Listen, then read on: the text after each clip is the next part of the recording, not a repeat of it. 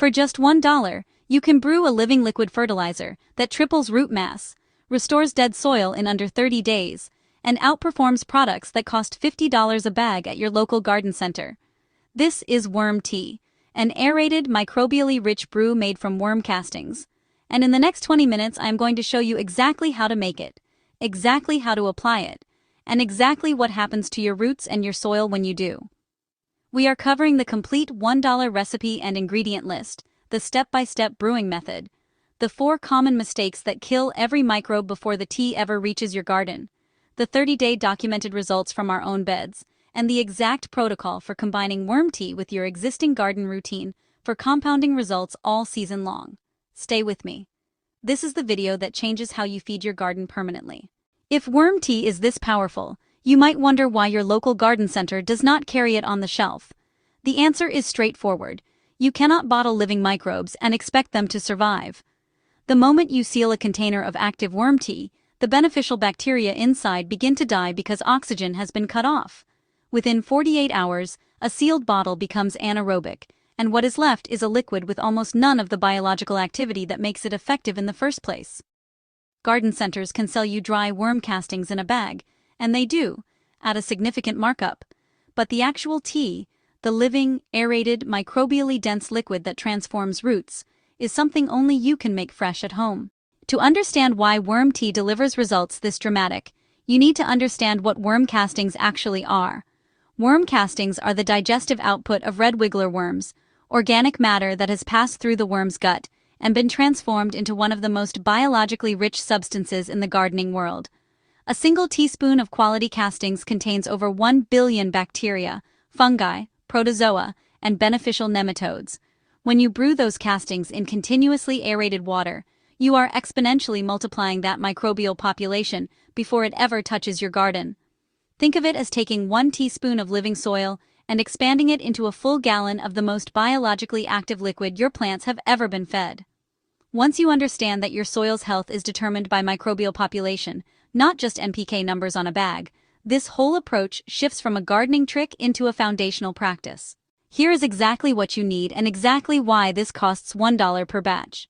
The only material you are paying for is worm castings, and a single cup of castings brews a full 5-gallon batch of finished tea, meaning one small bag purchased once will last most home gardeners through the entire growing season. If you maintain a worm bin at home, your cost is zero. The water must be dechlorinated before you begin. Chlorine is designed to kill microbes, and it will work against you here. So either let tap water sit open overnight before brewing or collect rainwater, which is ideal. You will also need a small aquarium air pump, a length of clear air tubing, and a rounded air stone. These are a one-time setup cost of $4 to $6 at any hardware or pet supply store, and will last you years of weekly brews. A standard 5-gallon bucket or a large wide-mouth mason jar rounds out the setup entirely. Everything after that is free for life. Here is exactly how to brew the tea from start to finish.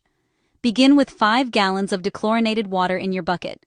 If you let tap water sit overnight uncovered, it is ready to use. Add 1 cup of worm castings directly into the water. You do not need to pre-soak them or mix them in a separate container.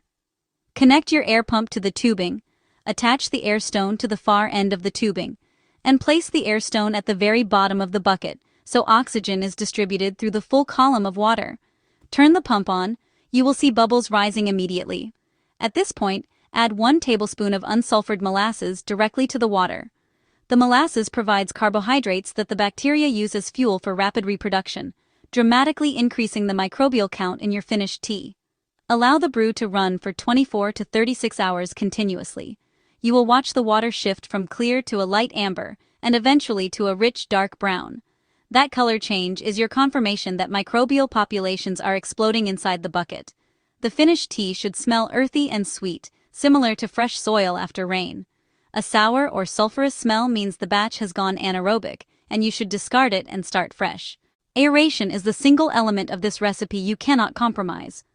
Every step in the brewing process is designed to maintain an oxygen-rich, aerobic environment, because the beneficial microbes you are multiplying only thrive in the presence of continuous oxygen. The moment that oxygen drops, a different category of bacteria takes over, anaerobic organisms that produce compounds that are actively harmful to plant roots. This is why you cannot stir the bucket once a day and call it aerated. That is not sufficient oxygen exchange. The air pump needs to run without interruption for the full 24 to 36-hour brewing window. If your power goes out for 4 or more hours during an active brew, discard the batch and begin again. The air stone also needs to sit at the bottom of the bucket, not halfway down, not near the top, so that oxygen is pushed through the full depth of the liquid from the bottom up. This one principle, properly understood, is the difference between a brew that rebuilds your soil and a bucket of water that does nothing. Once 24 to 36 hours have passed, the tea needs to be strained before application.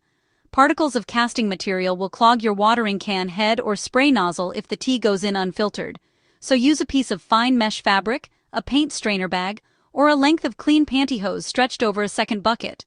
Pour the finished tea slowly through the strainer and into the clean container. The solids left behind are not waste. They still contain significant biological value and can go directly into your compost pile or be worked into a garden bed. The strained liquid is your finished worm tea. And here is the timing rule you must follow. Apply it within 4 hours of removing the air pump. Once aeration stops, the oxygen level in the liquid drops, and the microbial population begins to decline. This is not something you store in the refrigerator for next week. Plan your brew to finish on the morning of a scheduled watering day, so you move straight from straining to application with no delay. Before we get to the application method and the 30-day root results, I want to ask you for a quick favor. If this brewing process is making sense to you, if you are already thinking about where you are going to set up your first batch, please hit the like button right now. When you like this video, you are telling YouTube that home gardeners want to see real organic soil science instead of sponsored content pushing chemical fertilizers. It takes 1 second, and it genuinely affects what this platform shows to other gardeners. If you have not subscribed yet, please do that now. We post 3 new organic gardening videos every week covering soil health, DIY fertilizers, and step-by-step guides for growing clean, pesticide-free food at home. Subscribing means you will not miss a single experiment we are running in real time, including the follow-up to this video, where we compare worm tea head-to-head against compost tea over 60 days. Thank you. Now let's get into what actually happens underground when this tea reaches your roots. This is the part most gardeners never see because it happens completely underground. When worm tea microbes enter the root zone, the rhizosphere, they begin colonizing the surface of root hairs, which are the fine microscopic extensions at the tips of roots where nutrient and water absorption actually occurs. The bacteria in the tea produce metabolites that signal the plant to generate more root hairs, directly increasing the absorptive surface area of the entire root system.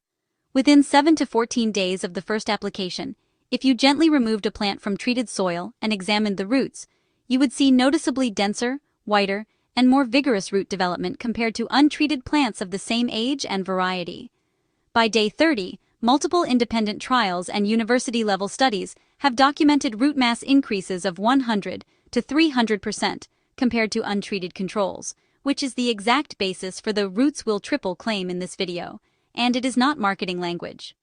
The fungi in the tea add another layer of benefit. Specific beneficial fungi, known as mycorrhizae, form a symbiotic partnership with plant roots, extending their reach far beyond the root tip and acting as a secondary root network that dramatically expands the plant's access to both water and minerals. Every application of worm tea builds on the last, compounding root mass and microbial colonization with each additional treatment throughout the season. We ran a controlled test in our own garden specifically to document what happens over 30 days of consistent worm tea application. We planted 2 identical raised beds, same dimensions, same soil mix, same variety of bush beans, planted on the same day. The control bed received standard watering only throughout the trial. The test bed received a soil drench application of fresh worm tea every 2 weeks, and a foliar spray application at half strength once per week. By day 14, the difference was already visible without any measuring tools. Test bed plants were noticeably darker green, measurably taller, and had noticeably thicker main stems compared to the control plants at the same age. By day 30, the visual gap had widened to a point where even someone unfamiliar with the experiment could identify the treated bed at a glance. When we pulled one plant from each bed to compare roots, the result was exactly consistent with what the research predicts. The worm tea root system was approximately 2 to 3 times denser than the control. The final harvest comparison at 60 days was the most compelling data point of the entire trial. The worm tea bed produced 42% more beans by total weight, and the individual beans themselves were both larger and more uniform in size and color throughout the harvest. There are 4 specific mistakes that will destroy the biological activity in your tea before it ever reaches the garden. The first and most common is using chlorinated tap water without dechlorinating it first. Chlorine exists in tap water specifically to kill microbes. It is highly effective at its job and will neutralize a significant portion of your beneficial bacteria within the first few hours of contact. The fix takes 0 effort. Fill your bucket with tap water and leave it uncovered for 24 hours before you begin brewing. The second mistake is waiting too long to apply after straining. Once the air pump comes out, you have a 4-hour window. Past that, microbial populations decline rapidly, and you are applying increasingly dead water. The third mistake is adding too much casting material. 1 cup per 5 gallons is the correct ratio. More is not better. Exceeding this creates an environment where anaerobic bacteria can outcompete the beneficial organisms you are trying to cultivate. The fourth mistake is applying worm tea to dry soil. Dry soil has poor microbial carrying capacity and slows the movement of microbes through the soil profile toward the root zone. Always pre-water your beds lightly before the drench application, and water again lightly immediately after to push the microbes deeper. Avoiding these 4 mistakes is the entire difference between a productive brew and an expensive, time-consuming mistake. Once the basic recipe is consistent, there are 3 additions that experienced organic gardeners use to customize worm tea for specific needs. The first is adding 1 tablespoon of liquid kelp or fish hydrolysate to the brew alongside the molasses. This broadens the diversity of microbial life in the finished tea and introduces ocean-derived trace minerals and plant hormone precursors that directly boost immune response in seedlings and transplants. The second technique is using mature compost as a partial substitute for worm castings. Replacing half the castings with finished compost expands the variety of organisms in the tea and can reduce costs significantly when you are brewing large volumes for an extensive garden. The third technique is using brewed worm tea as a seed starting soak. Before planting seeds, soak them in half-strength worm tea, 1 part tea to 1 part water, for 4 to 6 hours before sowing. The microbes colonize the seed coat before it contacts the soil, giving the emerging seedling a biological head start at the exact moment of germination.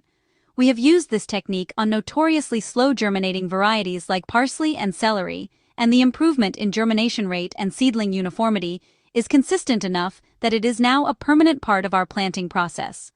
The basic foundation: 1 cup of castings, dechlorinated water, 24 to 36 hours of aeration. Never changes regardless of what you add. Here's the long-term reality that most gardeners do not appreciate until their 2nd or 3rd season with worm tea. Each application deposits a living population of microbes into your soil that does not disappear when the liquid drains away. Those microbes establish, reproduce, and persist in the soil between applications. Over a full growing season of bi-weekly treatments, you are making 12 or more individual microbial deposits into your beds. By the end of the 1st season, your soil has a measurably higher baseline microbial population than it started with in spring. In year 2, your plants are seeded into a richer, more biologically active environment before a single drop of tea has been applied. By year 3, gardeners who have used worm tea consistently report needing fewer inputs overall. Their soil generates more nutrients naturally, their plants show higher pest resistance, and yields continue to improve without increasing product volume or cost. This is the fundamental difference between building soil biology and feeding plants with chemicals. Synthetic fertilizers deplete the soil with every application, while worm tea enriches it with every application. The $1 you invest per batch is not a cost. It is a compounding deposit into the most valuable asset in your garden, which is the living biology underneath your feet. Let's bring this together. Worm tea works because it delivers a living, oxygen-rich population of microbes directly to the root zone. Microbes that multiply root hair production, unlock locked-up nutrients, suppress soil-borne disease, and build a self-sustaining biological ecosystem. The recipe is 1 cup of worm castings per 5 gallons of dechlorinated water, 1 tablespoon of unsulfured molasses, and a continuously running air pump for 24 to 36 hours. Strain it when the brew is complete. Apply within 4 hours using the soil drench method, and pre-water and post-water your beds to maximize microbial movement into the root zone. Avoid the 4 mistakes: chlorinated water, delayed application, excess castings, and dry soil, and your first batch will show measurable results within 2 weeks. The 30-day results we documented showed root mass increases of 2 to 3 times, a 42% yield improvement by weight, and visibly superior plant health at every growth stage. $1 per batch, brewed fresh, applied consistently. This is the most cost-effective soil investment you can make in your garden this season or any season after it. If this video gave you a clear picture of how to set up your first brew, please hit the like button before you close out. Liking this video helps YouTube push real organic gardening content, backed by soil science and tested in actual garden beds, in front of home gardeners who are still spending good money on synthetic fertilizers that are actively depleting their soil. If you have a question about any step in this process, the setup, the timing, the application ratios, the results you should expect, leave it in the comments below. I read every single comment, and I answer the questions that other gardeners are asking, which means your comment helps the entire community watching this video. Subscribe and hit the notification bell if you want to see what comes next. We are currently tracking a 60-day head-to-head experiment comparing worm tea against fermented plant juice on the same crop variety, and the early root data is genuinely surprising. Thank you for watching. Build your soil, feed your microbes, and I will see you in the next one.